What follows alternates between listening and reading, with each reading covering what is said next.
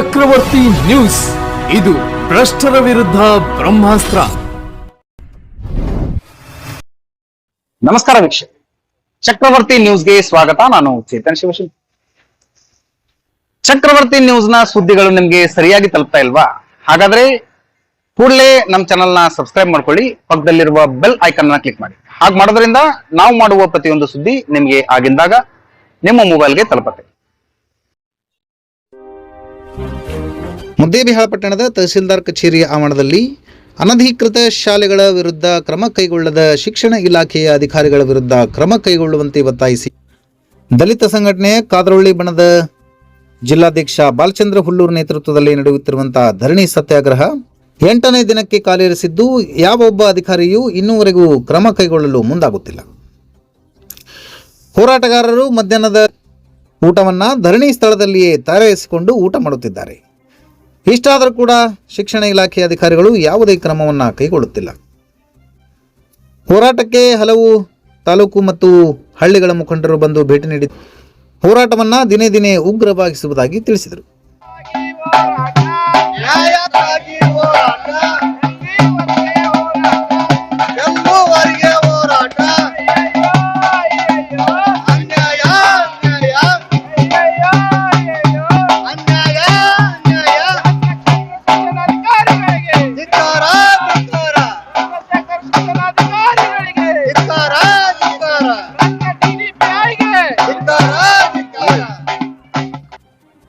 ಸಂವಿಧಾನ ಶಿಲ್ಪಿ,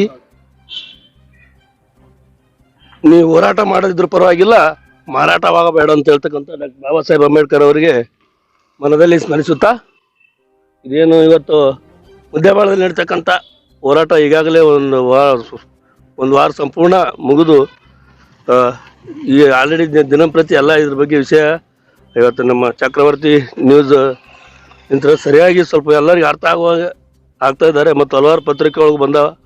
ಆದ್ರೆ ಇನ್ನೂ ಕೆಲವೊಂದು ಪ್ರಮುಖ ಪತ್ರಿಕೆ ಅಂತ ಅನ್ಸ್ಕೊಂಡು ಅವ್ರಿಗೇನು ಏನು ವ್ಯತ್ಯಾಸ ಇತ್ತು ಗೊತ್ತಿಲ್ಲ, ಬಂದಿಲ್ಲ ಅವ್ರಿಗೂ.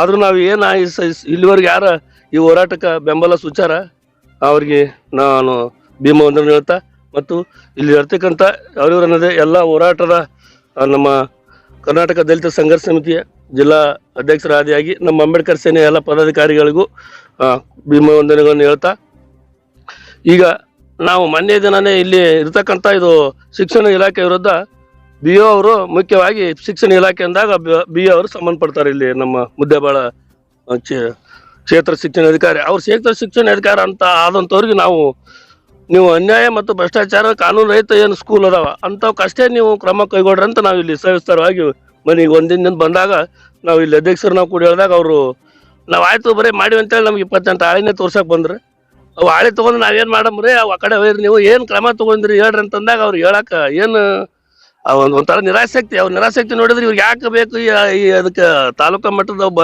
ಅಧಿಕಾರಿಯಾಗಿ ನಿಮ್ಗೆ ಯಾಕೆ ಕೊಟ್ಟಾರ್ರಿ ಇದೊಂದು ಕಾರ, ಇದೊಂದು ಕುರ್ಚಿ, ಇದಕ್ಕೆ ಯಾಕೆ ಕೊಡ್ತಾರೆ ನಿಮ್ಗೆ ತಿಂಗಳ ವೇತನ? ಕಡೆಗೆ ನಾವು ಮನೆ ಕೊಟ್ಟ ಮ್ಯಾಗ ನೀವು ಓದ್ರಿ, ಅದು ಗೊತ್ತೈತಿ ನಮ್ಗೆ.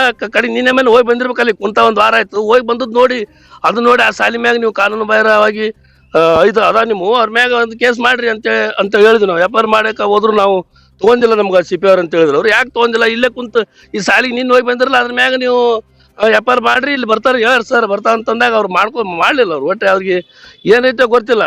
ಅದಕ್ಕೆ ನಾವಂತೀವಿ ಕ್ಷೇತ್ರ ಶಿಕ್ಷಣ ಅಧಿಕಾರಿ ಅವ್ರಿಗೆ ಹೇಳೋದಷ್ಟೇ, ನೀವು ನಿಮ್ಮ ಕಾರ್ಯದ ಮ್ಯಾಗ ನೀವು ದಕ್ಷ ಅಧಿಕಾರಿ ಇದ್ರೆ ಭಿಕ್ಷೆ ಅಧಿಕಾರಿ ಇದ್ರೆ ಅನ್ನೋದು ನಿಮ್ಮ ಕೆಲಸದ ಮ್ಯಾಗ ತೋರಿಸ್ಬೇಕಾಗ್ತದೆ.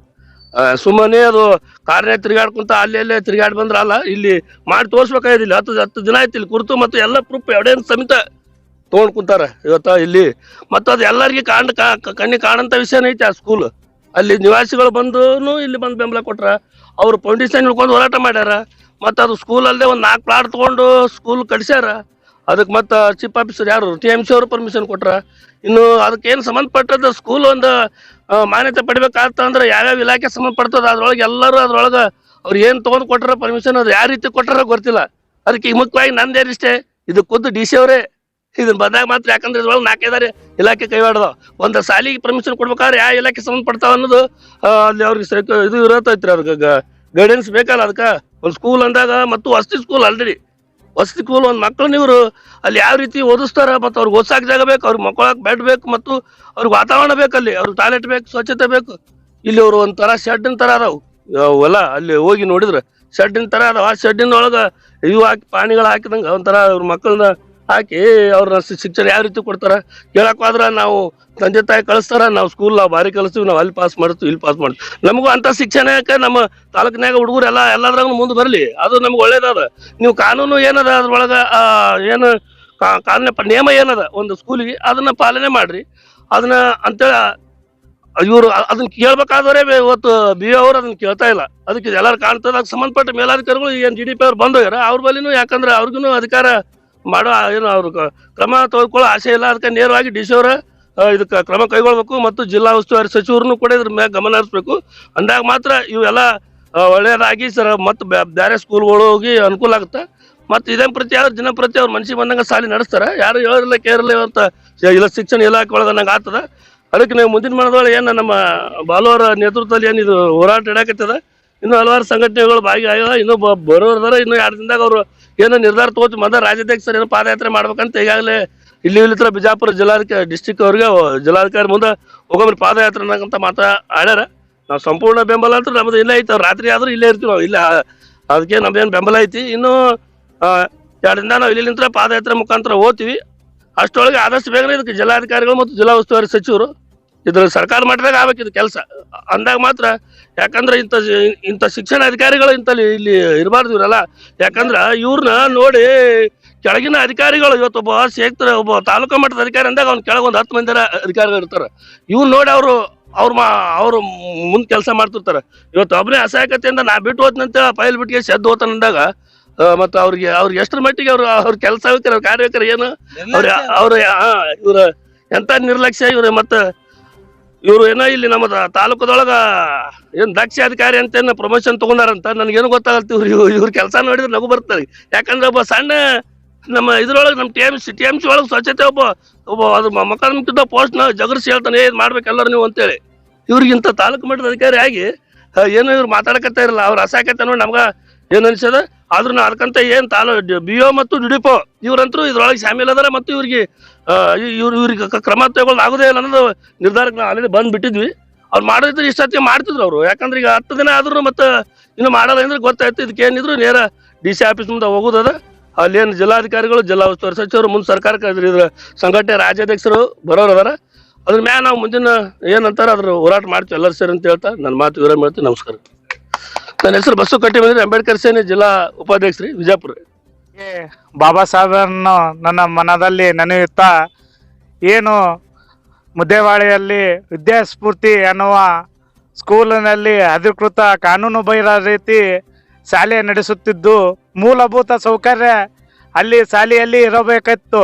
ಆದರೆ ಮೂಲಭೂತ ಸೌಕರ್ಯ ಇಲ್ಲದ ಈಗ ಅಲ್ಲಿ ಶಾಲೆ ವಿದ್ಯಾರ್ಥಿಗಳು ಮತ್ತು ಇಲ್ಲಿ ನಮ್ಮ BO ಆಫೀಸರ ಕೈವಾಡ ಇದೆ ಅಂತ ನಮಗೆ ಖಂಡಿತವಾಗಿ ಕಾಣುತ್ತಿದೆ. ಕಣ್ಣಿಡಿದ್ರು ಕಣ್ಣಿಲ್ಲದ ಥರ BO ವರ್ತನೆ ಮಾಡ್ತಿದ್ದಾನೆ. ಯಾಕಂದರೆ ಕಣ್ಣಿಗೆ ಕಾಣುತ್ತಿದ್ದೆ ಆ ಸ್ಕೂಲ್ ಪರಿಸ್ಥಿತಿ ಏನಿದೆ ಏನಿಲ್ಲ ಎಲ್ಲರಿಗೆ ಕಣ್ಣಿಗೆ ಕಾಣ್ತತ. ಕಾನೂನು ರೀತಿ ಯಾವ ರೀತಿ ಅವ್ರಿಗೆ ಕೈಗೊಳ್ಬೇಕು ಅನ್ನೋದು ರೀತಿ ಅವ್ರಿಗೆ ಕಾನೂನಲ್ಲಿ ತಿಳಿಸ್ಕೊಟ್ಟತ್ತ. ಆ ಕಾನೂನು ರೀತಿಯಲ್ಲಿ ಕೈಗೊಳ್ಳಕ್ಕೆ ಆಗ್ತಾ ಇಲ್ಲ. ಯಾಕಂದ್ರೆ ಅವ್ರಿಗೆ ಭಾಳ ತೊಂದರೆ ಆಗ್ತದೆ, ಏನಾಗ್ತದೆ ಗೊತ್ತಿಲ್ಲ. ಅವ್ರು ಏನು ಅವರು ರೊಕ್ಕಕ್ಕೆ ಆಯಸ್ಸು ಅಡ್ಕೊಂಡಾರ, ಏನು ಅವ್ರ ಅಧಿಕಾರಿ ಓತಂತ ಏನು ಇದು ಮಾಡ್ಕೊಳಕತ್ತಾರ ಯಾರಿಗೆ ಗೊತ್ತಿಲ್ಲ. ಆದ್ರೆ ಈಗ ಅವ್ರಿಗೆ ಏನು ಅನಿಸ್ತತ್ತ ಅದು ಹೇಳ್ಬೇಕು. ಈಗ ನಾವೊಂದು ಹೋರಾಟ ಕುಂತೀವಿ ಅಂದ್ರೆ ಅದು ಪ್ರತಿರೂಪವಾಗಿ ಅವ್ರು ಉತ್ತರ ಕೊಡ್ಬೇಕು. ಅವ್ರು ಆದ್ರೂ ಉತ್ತರ ಕೊಡ್ತಾ ಇಲ್ಲ. ಅದಕ್ಕಾಗಿ ಅವ್ರ ಕೈವಾಡ ಐತಂತ ನಮಗೆ ಅನಿಸುತ್ತೆ. ವಿದ್ಯಾಸಂಸ್ಥೆಯಲ್ಲಿ ಮೂಲಭೂತ ಸೌಕರ್ಯ ಆದ ಶೌಚಾಲಯ, ಆಟದ ಮೈದಾನ ಮತ್ತು ವಾತಾವರಣ ಬೇಕಾಗೈತೆ. ಅಲ್ಲಿ ವಾತಾವರಣ ಇಲ್ಲದ ಕಾರಣಕ್ಕೆ ವಿದ್ಯಾರ್ಥಿಗಳು ಪರದಾಟದ ಲಕ್ಷ ಡೊನೇಷನ್ ಕೊಟ್ಟು ಪಾಲಕರು ಕಳಿಸ್ತಾರೆ. ಅಲ್ಲಿ ಪರಿಸ್ಥಿತಿ ಏನೈತಂತ ನಮಗೆ ಕಣ್ಣಾರೆ ಕಾಣುತ್ತಿದೆ. ಅದಕ್ಕಾಗಿ ನಾವು ಇದು ಒಂದು ಉಗ್ರವಾದ ಹೋರಾಟ ಮಾಡುವ ಮುಖಾಂತರ ಅವರಿಗೆ ಎಚ್ಚರಿಕೆ ಗಂಟೆಯಾಗಿ ನೀಡುತ್ತಿದ್ದೇವೆ. ಶಿಕ್ಷಣ ಎಂಬುದು ಹುಲಿ ಹಾಲಿದಂತೆ ಕುಡಿದವರು ಗರ್ಜಿಸಲೇಬೇಕಂತಕ್ಕಂಥದ್ದು ಏನು ಬಾಬಾ ಸಾಹೇಬ್ರ ನುಡಿಯಂತೆ ಇವತ್ತು ಶಿಕ್ಷಣಕ್ಕಾಗಿನೇ ಇವತ್ತು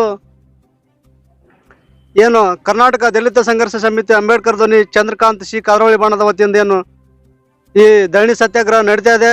ಇವತ್ತಿಗೆ 8 ದಿವಸ ಕಳೆದು ನಾಳೆಗ 9ನೇ ದಿನಕ್ಕೆ ಮುಂದುವರಿತಾ ಇದೆ ಈ ಧರಣಿ.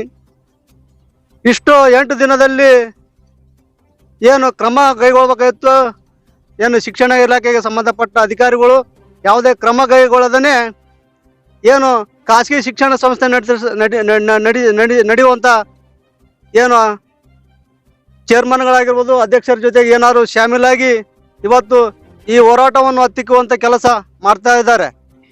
ಆದರೆ ಅವ್ರು ಎಷ್ಟೇ ಒಂದು ಈ ಹೋರಾಟವನ್ನು ಹತ್ತಿಕ್ಕುವಂಥ ಕೆಲಸ ಮಾಡಿದ್ರು ಕೂಡ ಈ ಹೋರಾಟ ಇಲ್ಲಿಗೆ ನಿಲ್ಲುವುದಿಲ್ಲ. ಇನ್ನು ಮುಂದೆ ಇನ್ನೂ ಹೆಚ್ಚೆಚ್ಚು ಉಗ್ರ ಸ್ವರೂಪದ ಹೋರಾಟವನ್ನು ನಾವು ಮಾಡ್ತೀವಿ ಅಂತಕ್ಕಂಥ ಈ ಸಂದರ್ಭದಲ್ಲಿ ಹೇಳಕ್ಕೆ ಇಷ್ಟಪಡ್ತೀನಿ. ಹಾಗೆ ಏನು ಈ ಕ್ಷೇತ್ರದ ಶಾಸಕರು ಇವತ್ತು 8 ದಿವಸವರೆಗೆ ಧರಣಿ ಮಾಡ್ತಾ ಇದ್ದೇವೆ. ಅವ್ರೇನು ಅವ್ರ ಗಮನಕ್ಕಿಲ್ಲ ಅಂತ ಹೇಳಂಗಿಲ್ಲ, ಅವ್ರ ಗಮನಕ್ಕೆ ಇರ್ತದ. ಯಾಕಂತಪ್ಪ ಅಂದ್ರೆ ಈ ಕ್ಷೇತ್ರದಲ್ಲಿ ಶಾಸಕರಾಗಿ ಅವರು ಇದಾರಂದ್ರೆ ಎಲ್ಲ ಗಮನಕ್ಕೆ ಇರ್ತದೆ. ಸೌಜನ್ಯಕ್ಕಾದ್ರೂ ಇಲ್ಲಿ ಭೇಟಿ ಕೊಟ್ಟು ಈ ಹೋರಾಟ ಜಾತ್ಯತೀತವಾಗಿ ಹೋರಾಟ ಮಾಡ್ತಾ ಇದೀವಿ ನಾವು. ಯಾವುದೇ ಒಂದು ಜಾತಿಗೆ ಸೀಮಿತವಾದ ಹೋರಾಟ ಅಲ್ಲ, ಜಾತ್ಯತೀತವಾದ ಎಲ್ಲ ಜಾತಿಯ ಒಂದು ಬಡ ಮಕ್ಕಳಗೋಸ್ಕರ ನಾವು ಇವತ್ತು ಹೋರಾಟ ಮಾಡ್ತಾ ಇದೀವಿ. ಏನು ಸರ್ಕಾರಿ ಶಾಲೆಯಲ್ಲಿ ಫ್ರೀಯಾಗಿ ಶಿಕ್ಷಣ ಸಿಗ್ತಾ ಇತ್ತು, ಇವತ್ತು ಖಾಸಗಿ ಶಿಕ್ಷಣ ಸಂಸ್ಥೆ ಏನು ಮಾಡ್ತಾ ಇದ್ದಾರೆ ಅಂತಪ್ಪ ಅಂದ್ರೆ ತಮ್ಮ ವ್ಯಾಪಾರೀಕರಣಕ್ಕಾಗಿ ಸಂಸ್ಥೆಗಳನ್ನು ತೆಗೆದು ಬಡ ಮಕ್ಕಳು, ಬಡ ಕುಟುಂಬರು ಅಲ್ಲಿಗೆ ಏನಾದರೂ ತಮ್ಮ ಮಕ್ಕಳನ್ನು ಸೇರಿಸಿದ್ರೆ ಲಕ್ಷ ಒಂದು ವ್ಯಾಪಾರ ಮಾಡುವಂಥ ಕೆಲಸ ಆಗ್ತಾ ಇದೆ. ಸರ್ಕಾರ ಏನು ಮಾಡ್ತಾ ಇದೆ ಅಂತಪ್ಪ ಅಂದ್ರೆ ಇಂಥ ಖಾಸಗಿ ಶಿಕ್ಷಣ ಸಂಸ್ಥೆಗಳನ್ನು ಮೊದಲಿಗೆ ಬಂದ್ ಮಾಡಬೇಕು. ಬಂದಾದ್ರೆ ಎಲ್ಲ ಜಾತಿ ಏನು ಬಡ ಮಕ್ಕಳಿಗೆ ಒಂದು ಅನುಕೂಲ ಆಗ್ತೈತೆ ಅಂತಕ್ಕಂಥದ್ದು ನಮಗೆ ಕಂಡು ಬರ್ತಾ ಇದೆ. ಹಾಗೆ ತಾಲೂಕು ದಂಡಾಧಿಕಾರಿಗಳು ಮತ್ತು ಜಿಲ್ಲೆಯ DC ಅವರು ಕೂಡ ಇದಕ್ಕೆ ಸಂಬಂಧಪಟ್ಟಂತ ಅಧಿಕಾರಿಗಳು ಇವತ್ತು 8 ದಿವಸ ಹೋರಾಟ ಮಾಡ್ತಾ ಇದ್ದೀವಿ. ಯಾವುದೇ ಕ್ರಮ ಕೈಗೊಳ್ಳದೆ ಇರ್ತಕ್ಕಂಥ ಅಧಿಕಾರಿಗಳನ್ನು ಮೊದಲು ಬಿಸಾಕ್ಬೇಕು. ಅವ್ರು ಅನ್ಲಾಯ್ಕು ಕೆಲಸ ಮಾಡೋಕ್ಕೆ.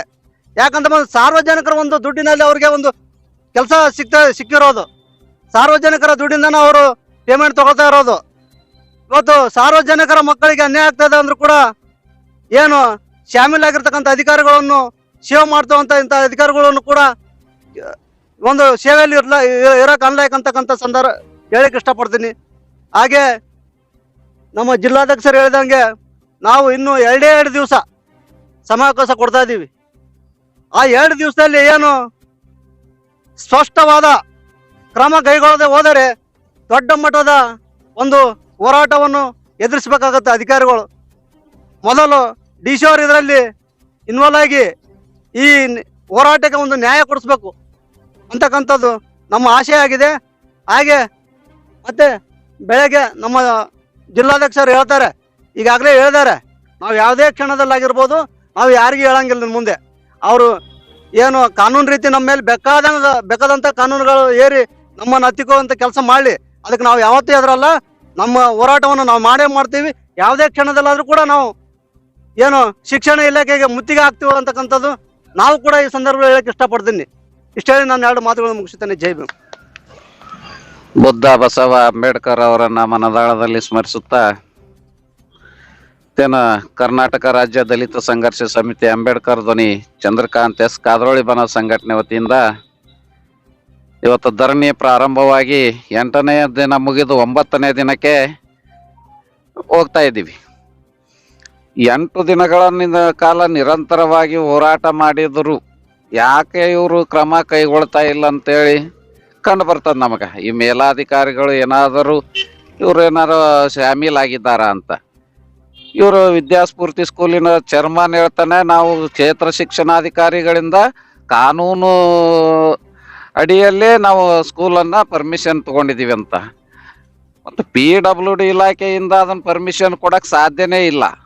ಮತ್ತು ಫೈರ್ ಡಿಪಾರ್ಟ್ಮೆಂಟಲ್ಲಿಂದನೂ ಪರ್ಮಿಷನ್ ಕೊಡಕ್ಕೆ ಯಾವುದೇ ರೀತಿ ಸಾಧ್ಯ ಇಲ್ಲ. ಆರೋಗ್ಯ ಇಲಾಖೆಯಿಂದನೂ ಪರ್ಮಿಷನ್ ತಗೋಬೇಕು ಇವರು. ಆದರೆ ಇವು ಯಾವುದನ್ನು ದುಡ್ಡು ಕೊಟ್ಟು ಇವ್ರು ತಗೊಂಡಿದ್ದಾರೆ ಪರ್ಮಿಷನ್. ಅಲ್ಲಿ ಯಾವುದೇ ಇಂಥ ಒಂದು ಆ ಸ್ಕೂಲು ನಡೆಯುವುದಕ್ಕೆ ಕಾನೂನು ರೀತಿಯಾಗಿ ಯಾವುದೇ ಮಾನದಂಡಗಳನ್ನು ಅಲ್ಲಿ ಕೊಡಕ್ಕೆ ಅವಕಾಶನೇ ಇಲ್ಲ. ಆದ್ರೂ ತಗೋತಿದಾರ ಅಂತಂದ್ರ ಇವರು ಪ್ರಭಾವಿ ನಾಯಕರ ಒಂದು ಒತ್ತಡದ ಮೇರೆಗೆ ಆ ಸ್ಕೂಲನ್ನು ತೆಗೆದುಕೊಂಡು ಸ್ಯಾಟ್ಸ್ ಪ್ರಕಾರ ಇರೋದು ಇವರು ಈ ಶಾಲೆಯಲ್ಲಿ 35ರಿಂದ 40 ಮಕ್ಕಳಷ್ಟೇ. ಆದ್ರೆ ಇವತ್ತು ಇಲ್ಲಿ ಆ ಶಾಲೆಯಲ್ಲಿ ಓದ್ತಾ ಇರೋದು 400ರಿಂದ 500 ಮಕ್ಕಳು ಕನಿಷ್ಠ. ಎಷ್ಟು ಒಂದು ಅಂದ್ರೆ ಈ ಮಕ್ಕಳು ಎಲ್ಲಿಂದ ಬಂದು ಓದ್ತಾ ಇದ್ದಾರೆ, ಇಲ್ಲಿ ಯಾಕೆ ಇವರು ಇಲ್ಲಿ ಇಷ್ಟೊಂದು ಇರ್ತಾರ? ಮತ್ತೆ ಇವು ಸ್ಕೂಲ್ ಬಸ್ಗಳಲ್ಲಿ ಎಷ್ಟೋ ಆ ಬಸ್ ಅಲ್ಲಿ ಲಿಮಿಟೇಷನ್ ಅಂತ ಇರುತ್ತೆ, ಅದನ್ನ ಮೀರಿ ಅಂತ ಹಾಕುವಂತ ವ್ಯವಸ್ಥೆನೂ ಕೂಡ ಮಾಡ್ತಾರೆ ಇವರು. ಅಷ್ಟೆಲ್ಲ ನಡೆದ್ರು ಕೂಡ ನಾವು ಕೂಡ ದಲಿತ ಸಂಘಟನೆಗಳಿಂದ 8ನೇ ದಿನ ಮುಗಿದು 9ನೇ ದಿನಕ್ಕೆ ಹೋಗ್ತಿದ್ರು. ಇಲ್ಲಿ ಇರ್ತಕ್ಕಂಥ ಕ್ಷೇತ್ರ MLAಗಳು, MLA ಮಾಜಿ MLA ರಾಗಿರ್ಬೋದು, ಹಾಲಿ MLA ರಾಗಿರ್ಬೋದು, ಈ ಕಡೆ ಯಾಕೆ ಗಮನ ಹರಿಸ್ತಾ ಇಲ್ಲ?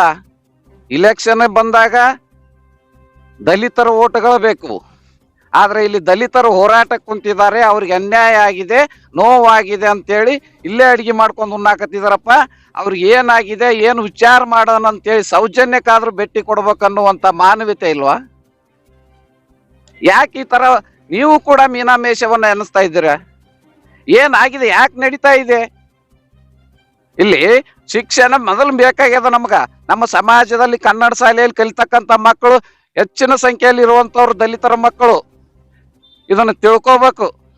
ಯಾಕಪ್ಪ ಅಂತಂದ್ರೆ ಇಂಥ ಸ್ಕೂಲ್ಗಳು ನಡೆಯೋದ್ರಿಂದ ದುಡ್ಡು ಇದ್ದವ್ರು ಶ್ರೀಮಂತರೆಲ್ಲ ಅಲ್ಲಿ ಅಂತ ಸ್ಕೂಲ್ಗಳು ಉಳಿದಾಗ ಇವತ್ತು ಕನ್ನಡ ಶಾಲೆಗಳು ಮುಚ್ಚುವಂತ ವ್ಯವಸ್ಥೆ ಆಗ್ತಾ ಇದೆ.